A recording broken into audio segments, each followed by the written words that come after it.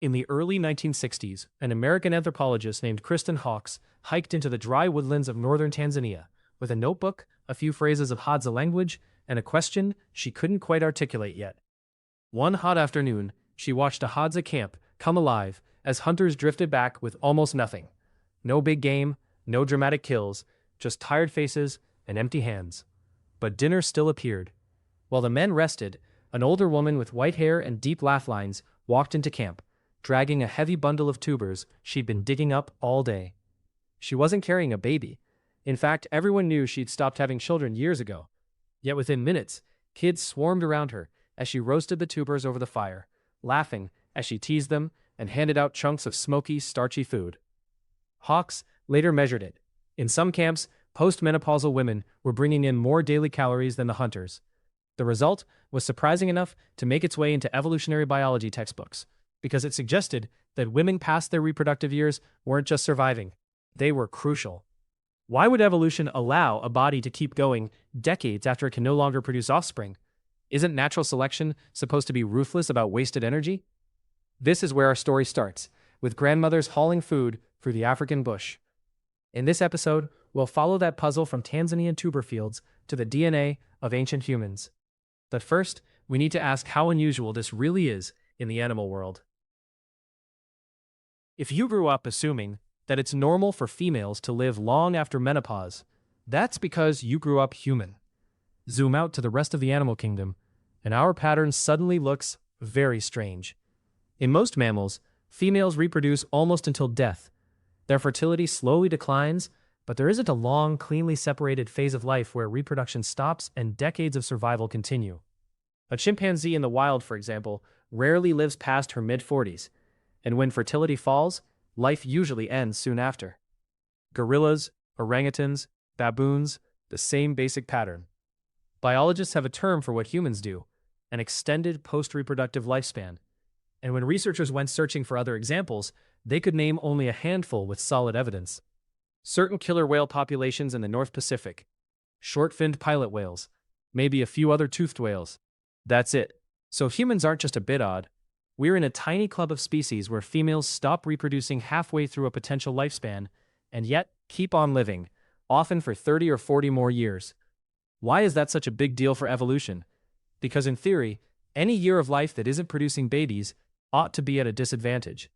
To understand why we're the exception, we need to talk about a quiet revolution in how evolutionary biologists think about aging itself. That revolution starts with the brutal math of reproduction over time. From an evolutionary perspective, your body is a machine built by genes that care about one thing: getting copied into the next generation. They don't plan, they don't think, but across millions of years, variants that leave more descendants spread. Here's the catch. Natural selection is strongest on traits that affect survival and reproduction early in life, and much weaker on what happens after you've already had children. This idea, first formalized in the 1950s by evolutionary biologist George C. Williams, is called antagonistic pleiotropy. Picture a mutation that boosts fertility at 20, but slightly increases cancer risk at 70. On an evolutionary timescale, selection will happily trade that later harm for early reproductive success, because many individuals won't even reach 70 in the wild. The genes get copied before the bill comes due. Over time, late-acting damage accumulates. DNA repair systems aren't perfect, cells misbehave, tissues wear down. Aging appears not as a programmed plan, but as the side effect of bodies optimized for youth. Under this logic, menopause followed by decades of life looks almost nonsensical. Why keep maintaining an expensive brain and body past the point of direct reproduction? One answer is, you don't. Many mammals simply don't make it that far. So for humans, either something changed about our lifespans, or there's hidden fitness value in surviving as a non-reproducing adult. The evidence suggests it's both, and it pushes us toward one particular hypothesis: the evolutionary power of grandmothers. Back in those Tanzanian camps, Kristen Hawkes wasn't just casually observing. She and colleagues like James O'Connell and Nicholas Blurton-Jones carefully recorded who brought which foods, who shared with whom, and how many calories actually made it into children's mouths. They noticed a pattern. Hadza kids too old to breastfeed, but too young to dig very effectively, relied heavily on food collected by older women. Grandmothers, in particular, were digging up deep buried tubers that children simply couldn't reach. These starchy roots aren't glamorous, but in a harsh dry season, they keep people alive. Here's the irony of evolution. Stopping reproduction might allow some females to boost their genetic legacy more by helping existing descendants survive than by risking another dangerous pregnancy. Hawkes proposed that in ancient hominin groups, females who lived longer after menopause could gather, process, and protect food for grandchildren. That help would let their daughters wean earlier, have babies closer together, and raise more surviving offspring. Simulations later showed that, under plausible conditions, such grandmothering could indeed spread genes that favor longer female lifespans. Not because evolution cares about grandmothers, but because it cares about living grandkids. This idea, now famous as the grandmother hypothesis, is still debated in details. But it offers a powerful reframing. Maybe postmenopausal life isn't an accident. Maybe it's an adaptation. Thousands of kilometers from Tanzania, researchers in the North Pacific were quietly documenting a parallel story. Since the 1970s, long-term photo identification projects have followed individual killer whales, or orcas, tracking who is related to whom and who survives. In these resident populations, females often stop reproducing in their 30s and 40s, yet can live into their 80s or older. That was odd enough, but a 2012 analysis of decades of data revealed something more. When a post-reproductive female died, her adult son's risk of dying in the following years skyrocketed. Later work showed why. Older females act as living memory in a dangerous, patchy environment. They lead their groups to salmon runs, navigate complex coastlines, and in lean years, share food with kin who might otherwise starve. Most viewers might assume evolution only counts babies, not adult sons. But if those sons carry her genes and reproduce longer because she keeps them alive, her post-reproductive years still pay a genetic dividend.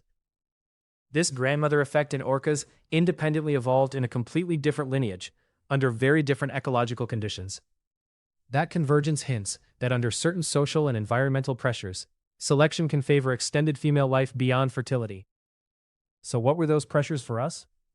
To answer that, we need to rewind the clock to early Homo, when our lifespans and our child-rearing strategies.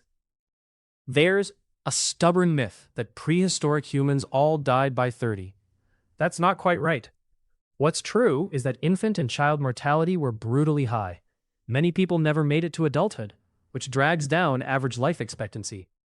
But when paleoanthropologists examine skeletal remains from sites like Cima de los Huesos in Spain, dated to around 430,000 years ago, or early Homo sapiens burials at Jebel Erhoud in Morocco, about 300,000 years old, they find adults with heavily worn teeth and fused bones suggesting ages beyond 40. Later, in Upper Paleolithic sites such as Dolní Věstonice in the Czech Republic, roughly 30,000 years ago, there are individuals who show age-related changes consistent with survival into their 50s or even 60s. The pattern becomes clearer with Neolithic farming communities at Çatalhöyük in Anatolia, occupied about 9,000 years ago. Demographic reconstructions show a noticeable fraction of adults living well past peak fertility. So evolution didn't abruptly bolt decades of life onto a 30-year design. Instead, as hunting, gathering, cooking, and social cooperation improved survival through childhood and early adulthood, more people lived long enough for late-life biology to matter. That opened a door. Selection could now see the costs and benefits of post-reproductive adults.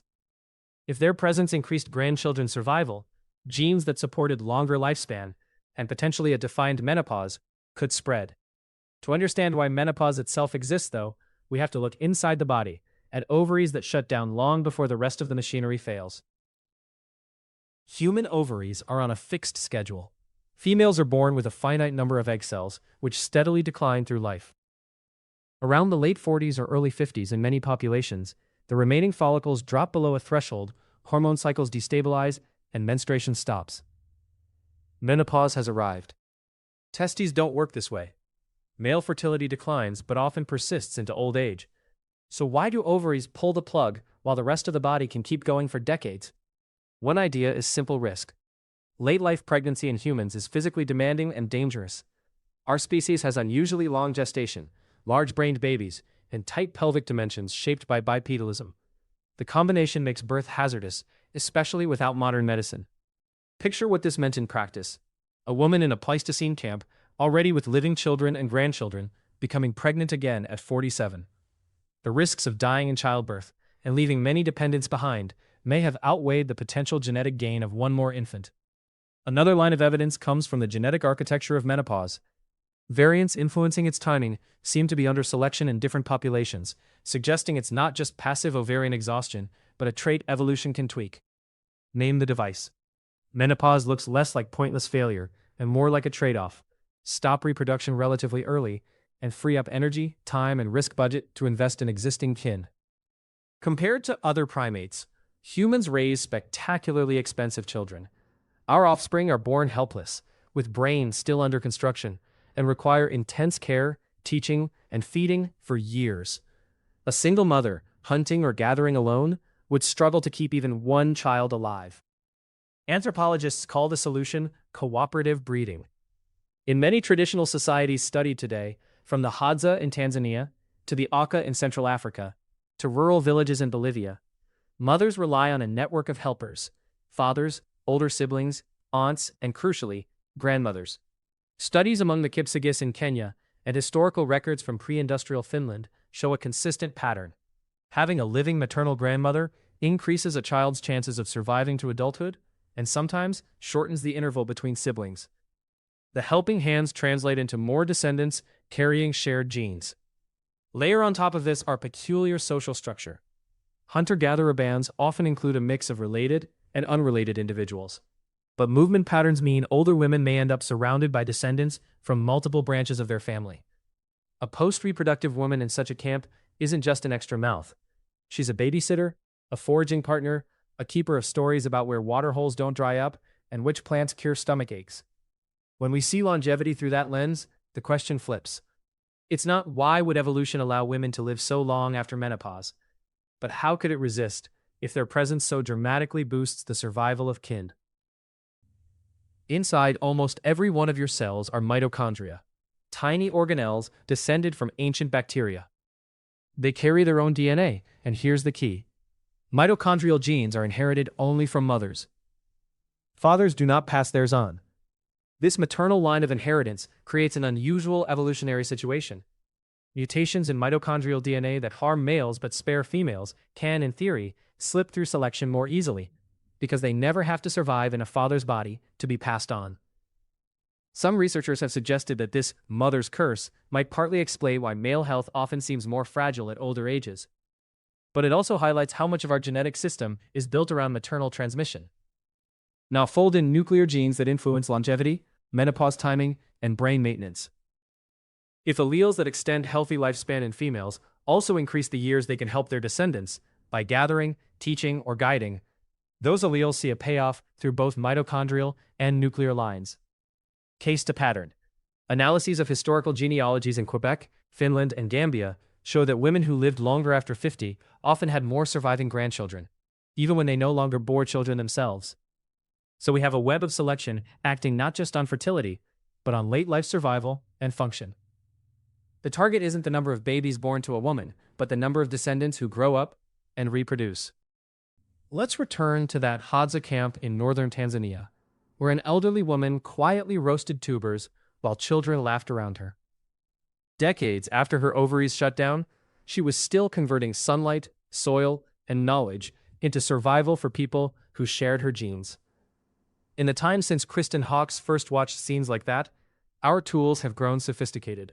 DNA sequencing, demographic databases, computer simulations, but the core insight feels almost disarmingly simple. Human longevity, especially for females, seems to be shaped not just by the race to reproduce, but by the work of care. Most of us grow up hearing that evolution is a story of competition, of the fittest individuals clawing their way to success. But the evidence from post-reproductive life highlights another side. Genes can spread by making bodies that excel at helping, teaching, and supporting others. The existence of long-lived, non-reproducing women tells us something profound about our species. We are a lineage where information matters. How to nap a safer stone tool at Blondo's cave 75,000 years ago, how to plant barley at Jericho 10,000 years ago, how to read the sky for storms or listen to a baby's cough and know which plant might ease it. Older women, freed from the immediate demands of pregnancy and nursing, may always have been among the primary carriers of that knowledge. The grandmother at the fire is as much a library as a pantry. Here's the quotable version. In humans, wisdom became a survival strategy. That doesn't mean every society has valued older women, or that aging is easy. Modern life can stretch post-reproductive years far beyond what our ancestors experienced, exposing new challenges: chronic disease, social isolation, changing family structures. The evolutionary story doesn't prescribe what we should do, it just helps explain how we got here. Still, once you see it, it's hard to unsee. That elderly neighbor on your street, the retired teacher tutoring kids for free, the grandmother minding 3 generations at once on a video call, they are all, in a way, echoes of that Hadza woman in the dust, pulling food from the ground. So here's the question I'd love to hear your thoughts on. If our species was shaped by the survival value of elders, how should that change the way we design our societies, our policies, and our families today? What would it look like to really build a world that takes human longevity, especially women's longevity, seriously? If you found this exploration useful, a quick like or subscribe genuinely helps this still-growing channel reach more curious minds. And in the comments, tell us, what role have older women played in your own life story, and how do you think evolution's grandmothers should shape our future?